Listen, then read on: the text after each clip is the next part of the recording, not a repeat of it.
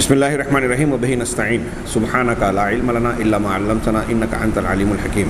الحمد للہ رب العالمین والصلاة والسلام علی سید المرسلین وعلی آلہ وصحبہ اجمعین ومن تبعہم بإحسان الی یوم الدین اعوذ باللہ من الشیطان الرجیم بسم اللہ الرحمن الرحیم آمن الرسول بما انزل الیہ من ربہ والمؤمنون کل آمن باللہ وملائکتہ وکتبہ ورسلہ لا نفرق بین احد من رسلہ وقالوا سمعنا واطعنا غفرانک ربنا والیک المصیر۔ حاضرین گرامی، ایمان بالرسالہ کے تحت جناب محمد رسول اللہ صلی اللہ علیہ وسلم کے اختصاصات کا بیان جاری ہے۔ اس ضمن میں آپ کی اگلی خصوصیت جس کا تذکرہ ہم کرنے جا رہے ہیں وہ اس عنوان کے تحت ہے اختصاص النبی صلی اللہ علیہ وسلم بأن اللہ تعالی جمع لہ من مراتب الوحی مراتب عدیدہ۔ اللہ کے نبی صلی اللہ علیہ وسلم کا اختصاص، خصوصیت والا ہونا اس طور پر کہ اللہ تعالیٰ نے وحی کے مراتب، یہاں مراتب کا لفظ درجات اور قسمیں کہہ لیں، وحی کی قسموں اور مختلف انداز میں سے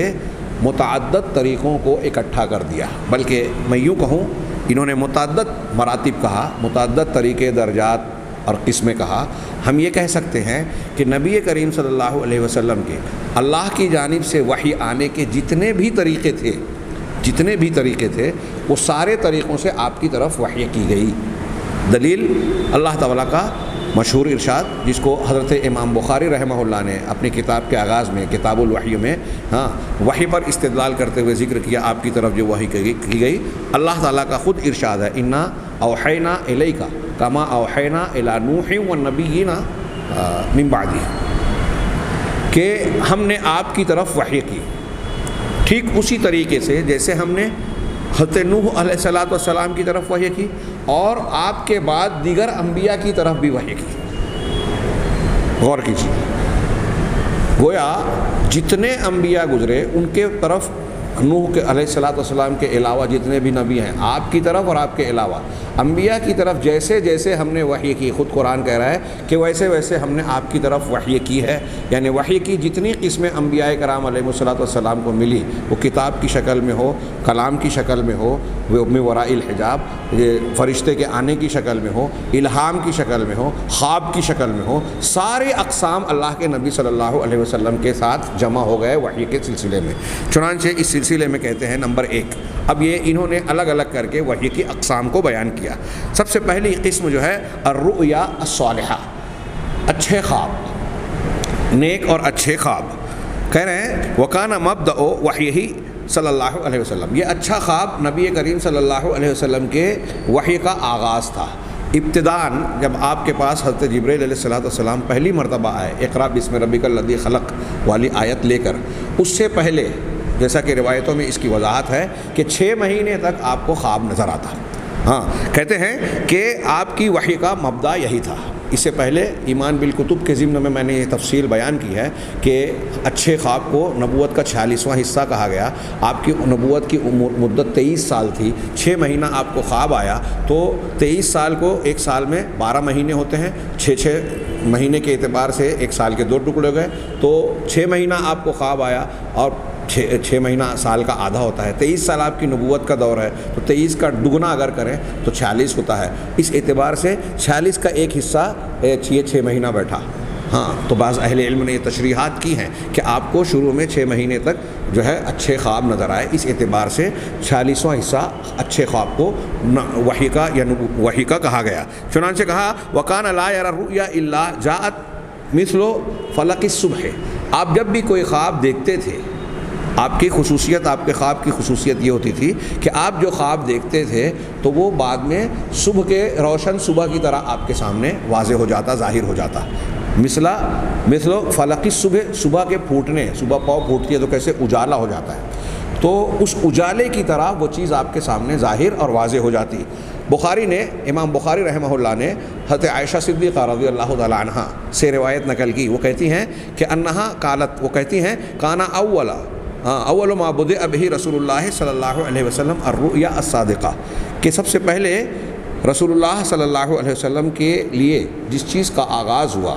نبوت و وحی کے اعتبار سے وہ سچے خواب ہیں، پھر 9 آگے ہے۔ نیند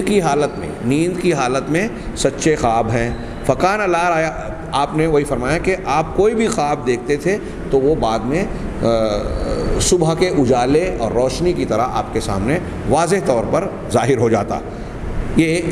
وحی کی پہلی قسم بیان کی گئی. اب یہ اچھے خواب دوسروں کو بھی نظر آتے ہیں، لیکن یہاں ہم خوابوں کے متعلق احکام اگر بیان کرتے تو تفصیل میں جاتے. یہ بات ذہن نشین رکھنا چاہیے کہ خوابوں کے اس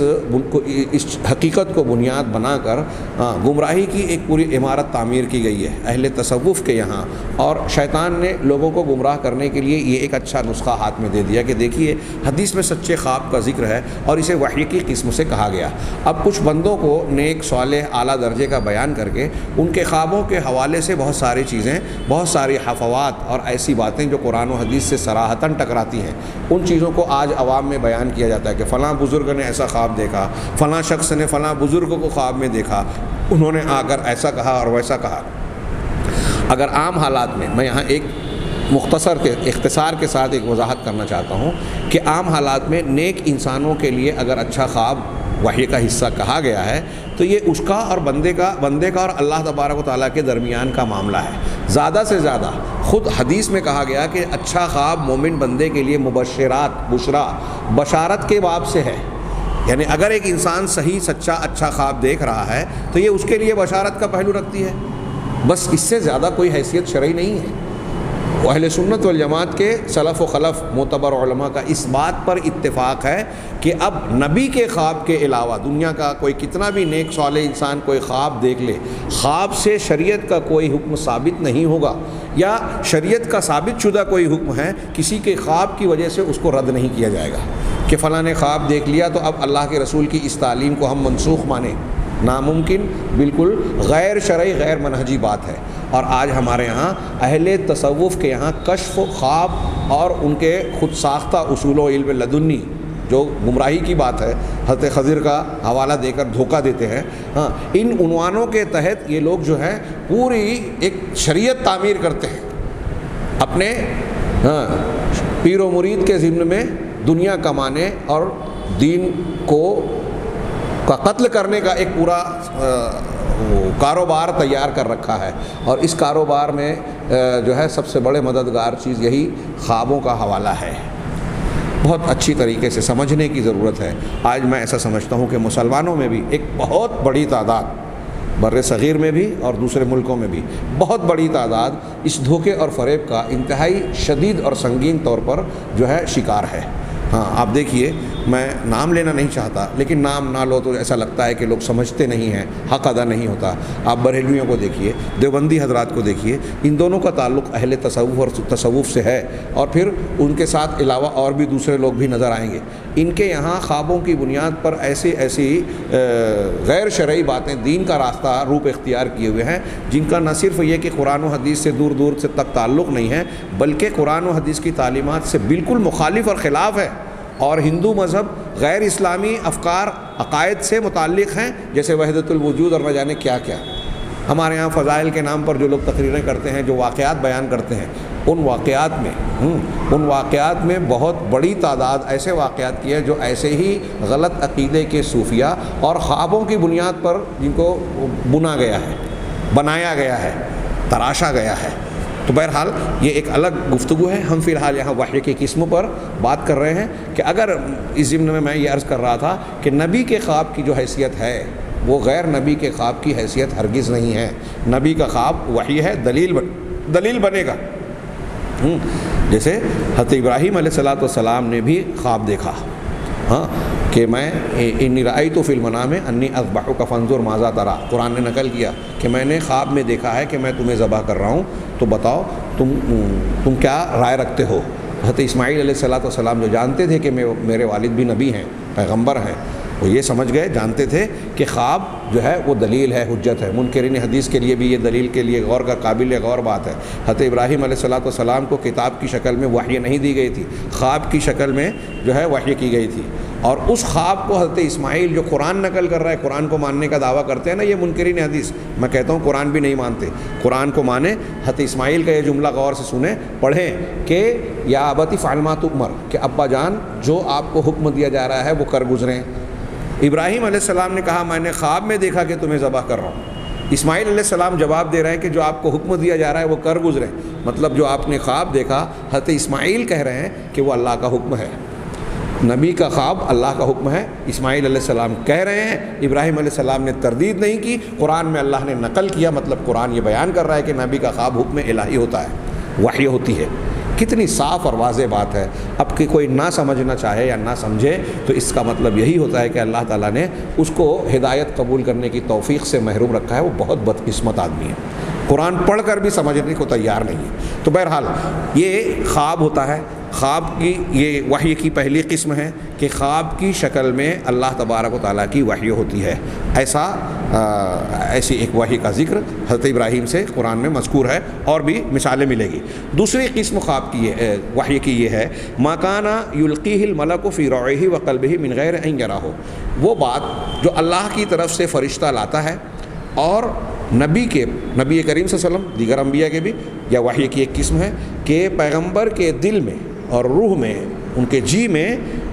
اس طرح سے ڈالتا ہے کہ پیغمبر اس فرشتے کو دیکھ نہیں پاتا۔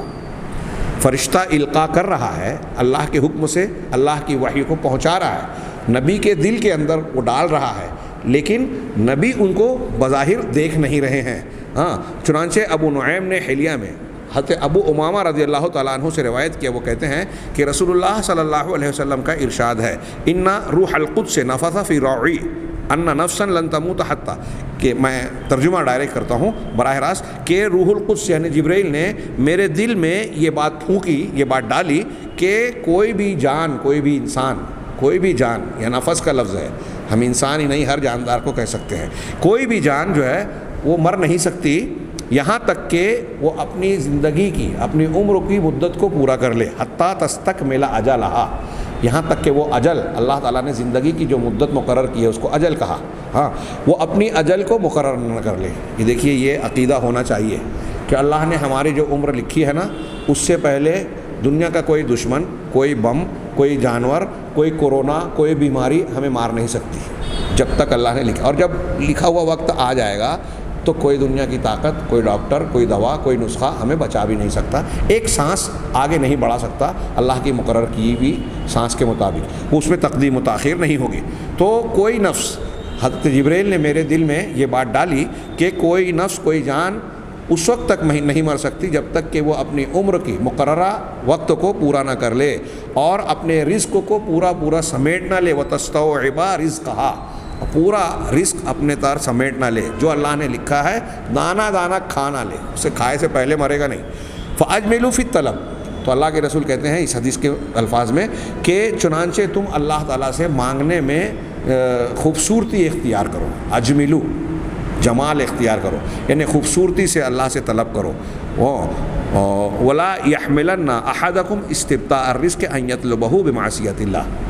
اچھے ڈھنگ سے مانگنے کا انداز اچھا ہو، خوبی کے ساتھ مانگا جائے، اچھے الفاظ اور اچھے جملے ہی نہیں بلکہ نیکیوں کے ساتھ کا معنی بھی اس میں شامل ہوگا۔ اور کسی کے پاس رزق کی دیری اس بات پر نہ ابھارے، مطلب آپ اللہ سے کوئی چیز مانگ رہے ہیں یا آپ کو کسی رزق اور ضرورت کی چیز کے ملنے میں دیری محسوس ہو رہی ہے، تو ایسا ہونے پر تم کو یہ چیز اس بات پر نہ ابھارے کہ تم اللہ کی ضرورت کو اپنی ضرورت کو اللہ کی نافرمانی کے ذریعے سے مانگو، طلب کرو۔ یعنی ایک چیز آپ کو نہیں مل رہی ہے تو آپ اس کو حاصل کرنے کے لیے گناہ کا راستہ اختیار کریں، اللہ کی نافرمانی کا راستہ اختیار کریں۔ اب اس کی بہت سی شکلیں ہیں، ناجائز راستے کہ بھائی ہم کو نظر آ رہا ہے کہ حلال طریقے سے دین دعوت کا کام کرتے ہیں تو لوگ تھوڑا سا پیسہ دیتے ہیں،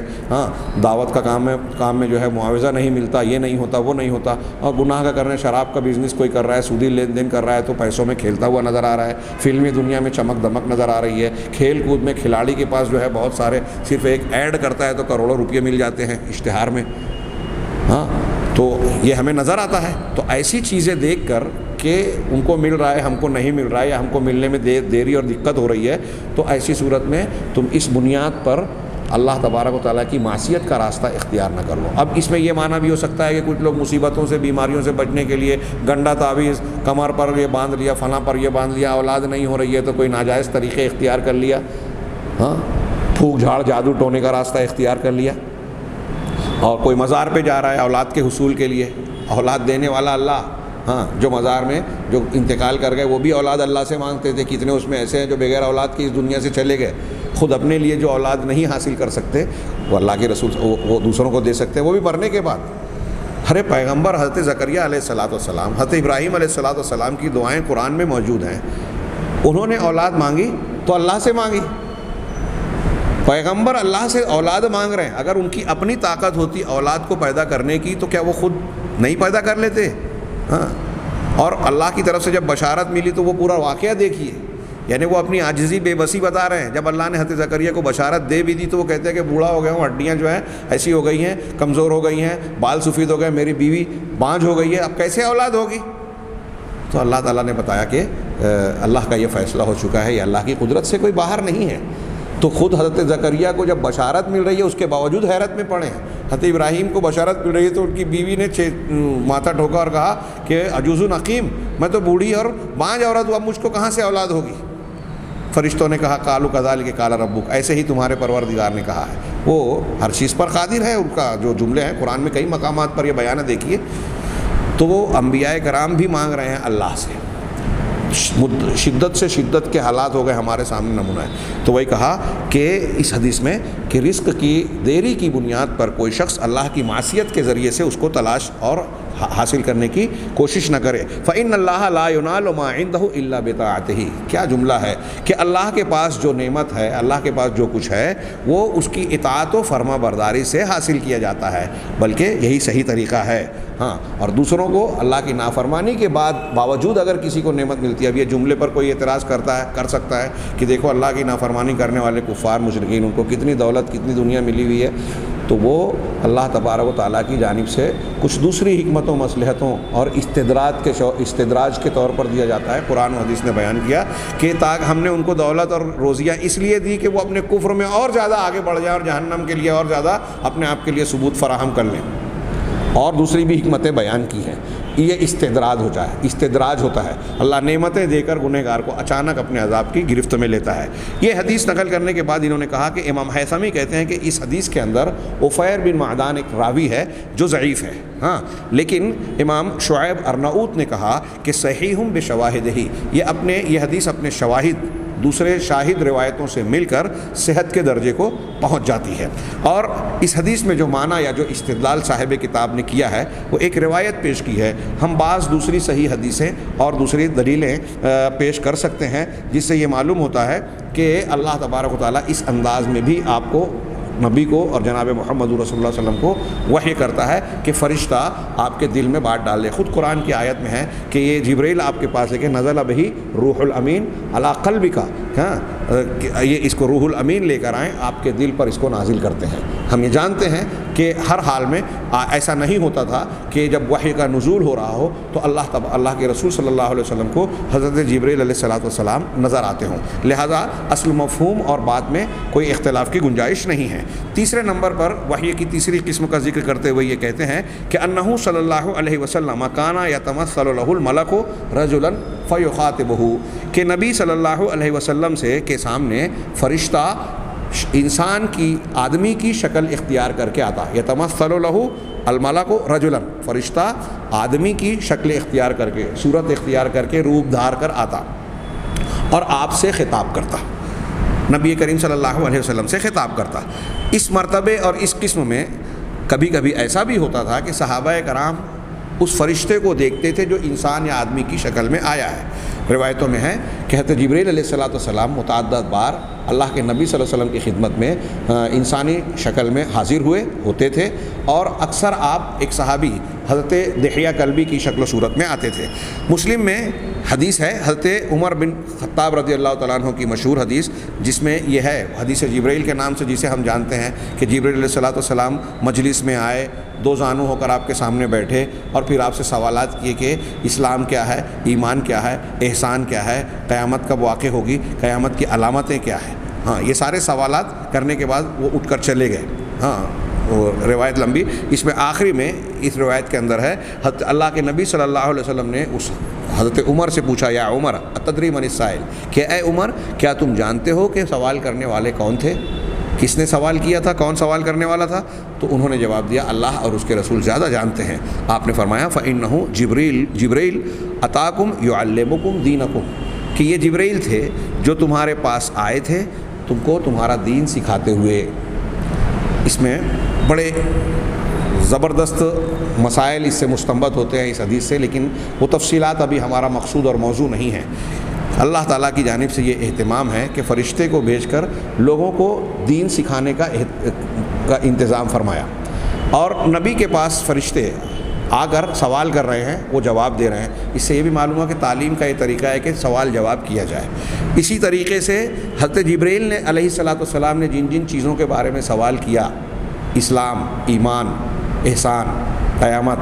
اور اس سے متعلقہ امور، پھر ان چیزوں میں جو ہے آپ فرض کیجئے کہ اسلام میں نماز ہے، نماز میں طہارت ہے، طہارت میں وضو ہے، غسل ہے، حیض و نفاس سے پاکی ہے، یہ ساری چیزیں اس میں جڑ جاتی ہیں، پورا دین اس میں سمٹتا ہے۔ اور ان تمام چیزوں کے مجموعے کو اللہ کے رسول کیا کہہ رہے ہیں کہ جبرائیل کیوں آئے تھے؟ دین سکھانے۔ اس کا مطلب یہ ساری چیزیں دین ہیں، یہ اور ان سے متعلقہ امور دین ہیں، اس میں عقیدہ بھی ہے، عمل بھی ہے، ساری چیزیں دین کا حصہ ہے۔ رابعہ، یہ وحی کی ایک قسم ہے کہ پیغمبر کے پاس فرشتہ انسان کی شکل میں آئے۔ قرآن میں ہم دیکھتے ہیں کہ جب قوم لوط پر اللہ نے عذاب کا فیصلہ کیا تو دو فرشتے حضرت ابراہیم علیہ السلام کے پاس انسان کی شکل میں آئے۔ پہلے انہوں نے بھی نہیں جانا تھا،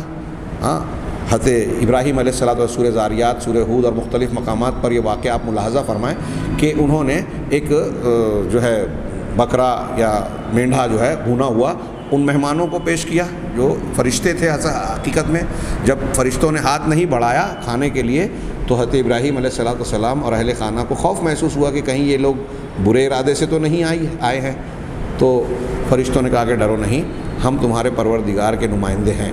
آپ یہ غور کیجیے کہ حضرت ابراہیم علیہ السلام کو معلوم نہیں ہوا کہ یہ فرشتے ہیں۔ ہمارے ہاں عام بزرگان اور اولیاء کے بارے میں یہ فلسفہ گڑھا جاتا ہے کہ وہ عالم الغیب ہیں اور نہ جانے کیا کیا، مبالغہ کیا جاتا ہے۔ یہ دیکھیے قرآن میں توحید ملے گی آپ کو۔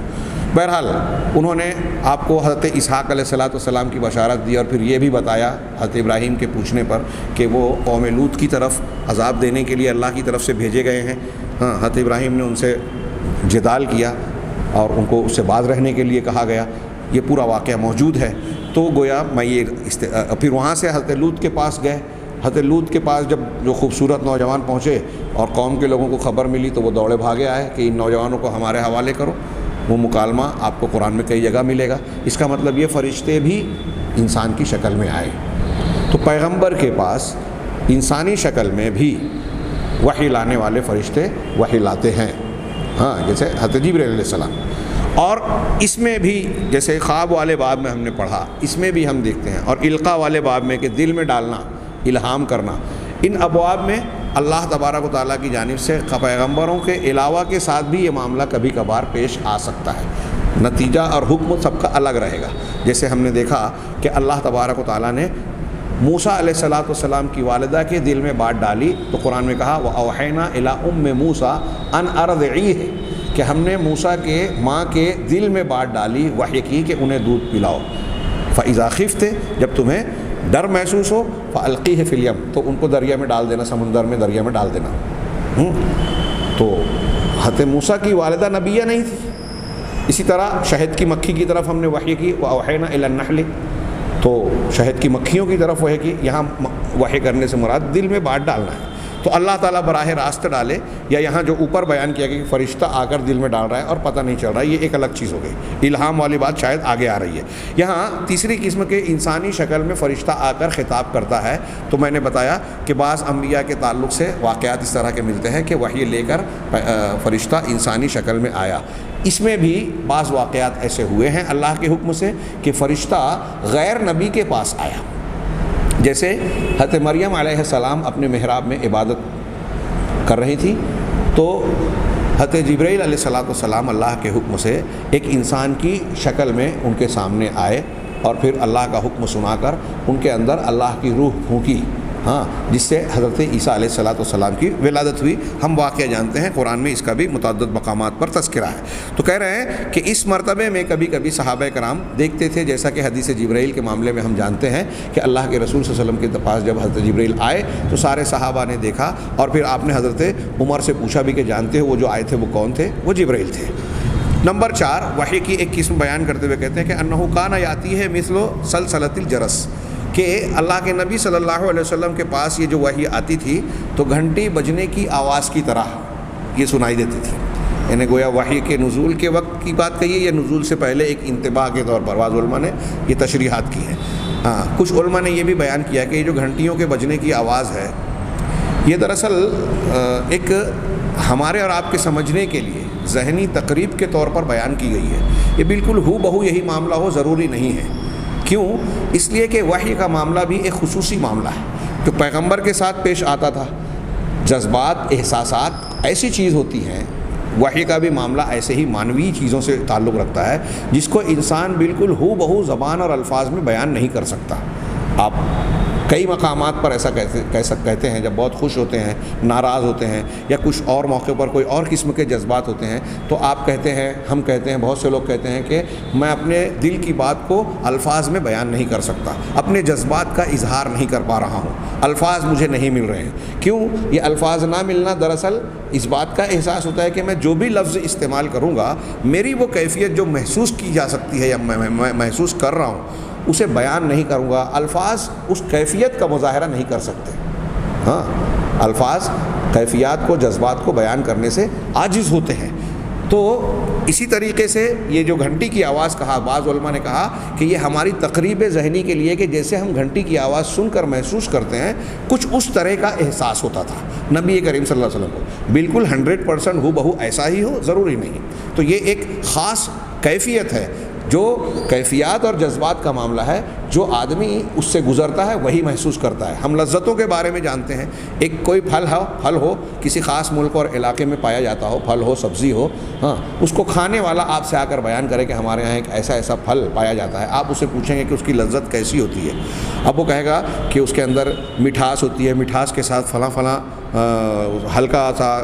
جو ہے کھارا پن ہوتا ہے یا فلاں چیز ہوتی ہے۔ وہ کتنا بھی الفاظ کر کے اور تفصیل کے ساتھ بیان کرے، اس کی جو لذت چکھنے والا جانتا ہے، آپ الفاظ کو سن کر اسے محسوس نہیں کر سکتے۔ جب آپ چکھیں گے تبھی حقیقت میں اس کا احساس ہوگا کہ وہ اپنی ایک خصوصیت رکھتا ہے جو دوسرے پھلوں اور دوسری مٹھاس سے الگ مٹھاس ہے رکھنے والی ہے۔ چنانچہ ایسا ہی معاملہ ہم ان کیفیات سے متعلق بھی سمجھ سکتے ہیں۔ امام بخاری نے یہ گھنٹی بجنے کی آواز والی دلیل دیتے ہوئے بیان کر رہے ہیں کہ امام بخاری نے ام المومنین حضرت عائشہ سے روایت کیا ہے کہ حارث ابن ہشام رضی اللہ تعالیٰ عنہ نے نبی صلی اللہ علیہ وسلم سے سوال کیا کہ کیف یأتیک الوحی، آپ کے پاس وحی کیسے آتی ہے؟ تو آپ نے فرمایا احیانا یأتینی مثل سلسلۃ الجرس، کہ کبھی کبھی یہ وحی میرے پاس گھنٹیوں کے بجنے کی آواز کی طرح، بجنے کی طرح آتی ہے، یعنی بجنے کی آواز کی طرح۔ وہو اشد علیہ، یہ کیفیت مجھ پر سب سے زیادہ سخت ہوتی ہے، یہ کیفیت سخت ہوتی ہے۔ جب آپ پر وحی کا نزول ہوتا تھا تو آپ کے دل کے اوپر براہ راست اس کا نزول ہوتا، آپ کی ذہنی فکر معطل ہو جاتی ہے، ایسا بیان کیا جاتا ہے جو حدیث اور قرآن میں جو الفاظ ہیں، مطلب یہ معطل ہونے کا مطلب یہ نہیں کہ معاف ہو گئی ہے، یہ مطلب ہے کہ اس کا دخل اس وحی میں نہیں ہو سکتا تھا، اپنے خیالات کا بھی براہ راست دل پر آپ کا وحی کا آپ پر وحی کا نزول ہوتا، آپ کے دل پر براہ راست وحی کا نزول ہوتا۔ چنانچہ آپ نے فرمایا کہ یہ کیفیت میرے اوپر انتہائی سخت ہوتی، انتہائی۔ دوسری روایتوں میں حضرت عائشہ کا بیان ہے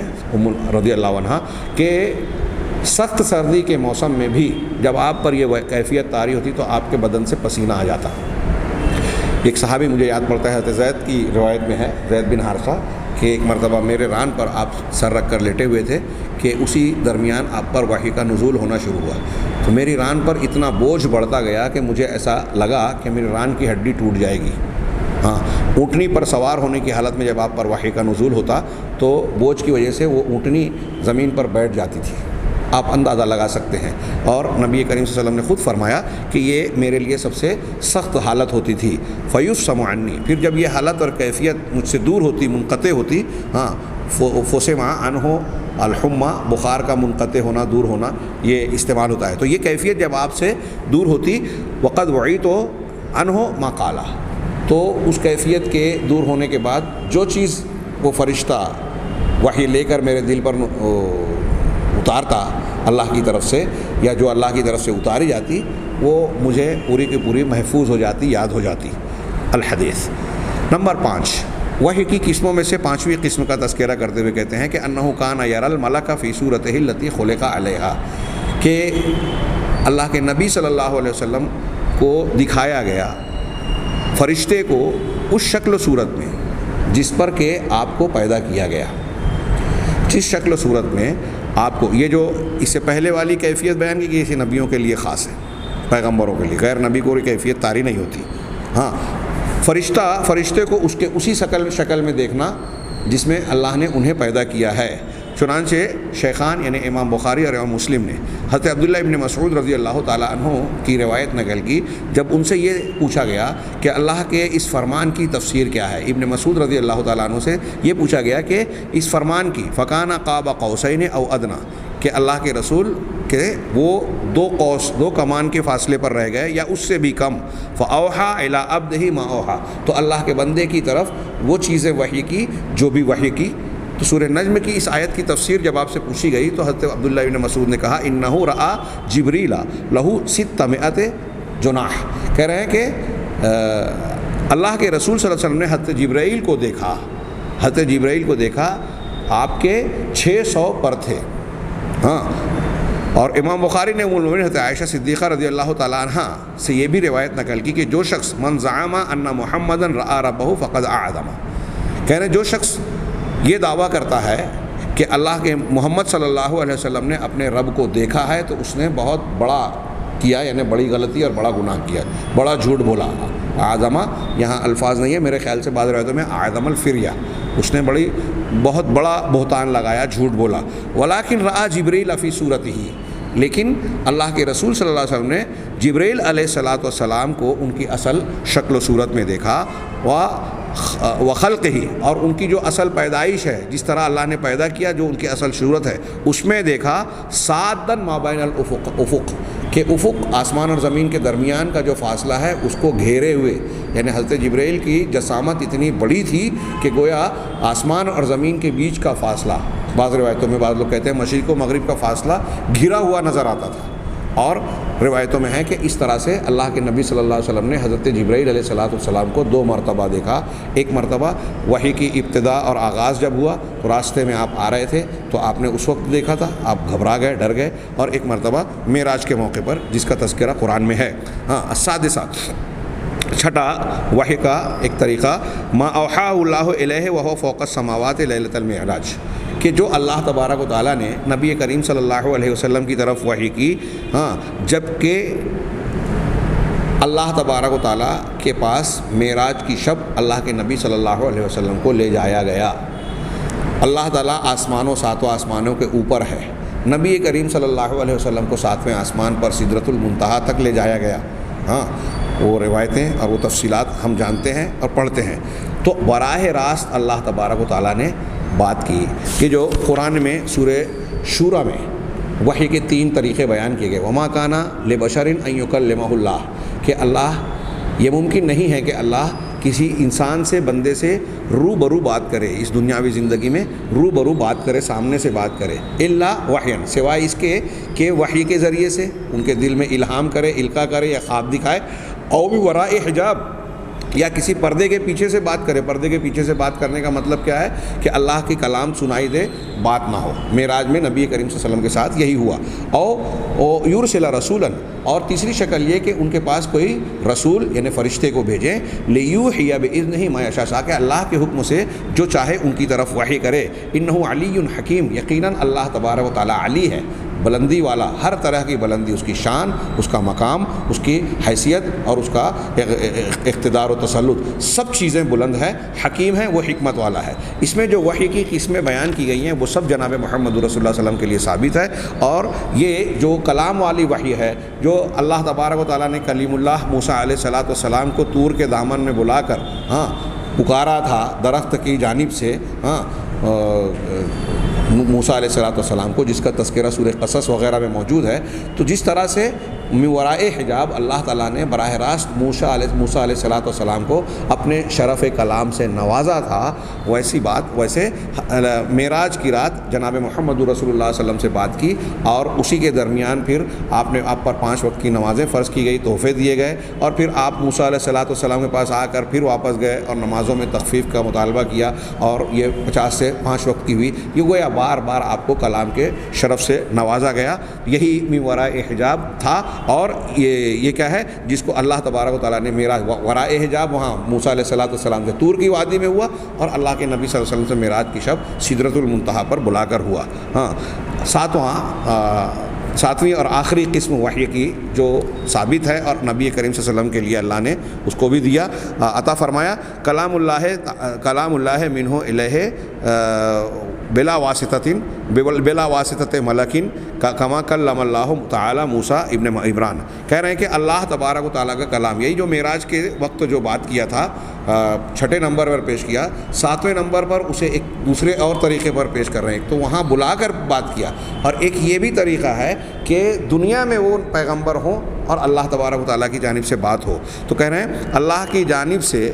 ان کی طرف کلام کو بغیر فرشتے کے واسطے کے ڈالا جانا، جیسا کہ اللہ تعالیٰ نے موسیٰ ابن عمران سے جو ہے گفتگو اور بات کی۔ مسلم نے حضرت انس بن مالک کی لمبی حدیث نقل کی ہے، جس میں حدیث کے اندر یہ بھی ہے، حدیث معراج، ثم ذهب بی الی سدرۃ المنتہا، پھر مجھے سدرۃ المنتہا تک لے جایا گیا، واذا ورقها کآذان الفیل، تو اس کے پتے سدرۃ المنتہا کے، وہ بیری کا جو درخت تھا، اس کے پتے ہاتھی کے کانوں کی طرح تھے، اور اس کے پھل واذا ثمرها کالقلال، قلال کی طرح تھے، یعنی ہانڈیوں کی طرح، وہ جو کیا کہتے ہیں بڑی ہانڈی، قلال حجر، عربوں میں وہ جانے جاتے تھے، بڑے بڑے مٹکے یا گڑھے۔ فلما غشیہا من امر اللہ ما غشیہا تغیرت، جب اللہ کے حکم سے اسے ڈھانپ لیا اس چیز نے جس نے ڈھانپا، تو وہ تبدیل ہو گئی۔ ما احد من خلق اللہ، ایسی تبدیل ہوئے کہ مخلوق میں کوئی بھی انسان یا کوئی بھی شخص ایسا نہیں ہے جو اس بات کی طاقت رکھے کہ اس کے حسن اور اس کی خوبصورتی کو بیان کر سکے۔ ما احد من خلق اللہ تعالی یستطیع ان ینعتها من حسنها فاوحى اللہ الی ما اوحى، اس وقت اللہ نے میری طرف وحی کی جو وحی کرنی تھی۔ تو گویا یہ معراج کی رات کے اعتبار سے وحی کی ان دونوں قسموں کو بطور دلیل کے پیش کیا کہ اللہ تبارک و تعالیٰ نے انسانوں سے بات کی۔ اللہ تبارک و تعالیٰ کا دیدار کا جہاں تک معاملہ ہے تو یہ واقع نہیں ہوا ہے دنیا میں، اس لیے کہ انسان کو جو ڈھانچہ دیا گیا، جو قوت بصارت اور دنیاوی قوت ہے جسمانی اعتبار سے، وہ اس کی متحمل نہیں ہے کہ اللہ تبارک و تعالیٰ کا دنیا میں دیدار کر سکے۔ اللہ اگر چاہے تو کسی کو یہ طاقت دے کر دیدار کروا سکتا ہے، لیکن کسی کے لیے واقع نہیں ہوا۔ طور کے واقعے کو ہم جانتے ہیں کہ موسیٰ علیہ السلام کی تمنا تھی، مطالبہ تھا، اس کے باوجود وہ نہیں دیکھ سکے، کلام ہوا، اور اللہ تبارک و تعالیٰ نے جب اپنی تجلی فرمائی تو طور کو جو ہے وہ ریزہ ہو گیا، اللہ کی تجلی کی تاب نہیں لا سکا۔ تب موسیٰ علیہ السلام کو اس بات کا علم اور احساس ہوا اور انہوں نے توبہ کی۔ بہرحال یہ وحی کی مختلف قسمیں ہیں، الگ الگ مختلف انبیاء کرام علیہم السلام کی طرف مختلف انداز میں وحی کی گئی، کتاب کی شکل میں، کلام کی شکل میں، الہام کی شکل میں، خواب کی شکل میں، براہ راست بات،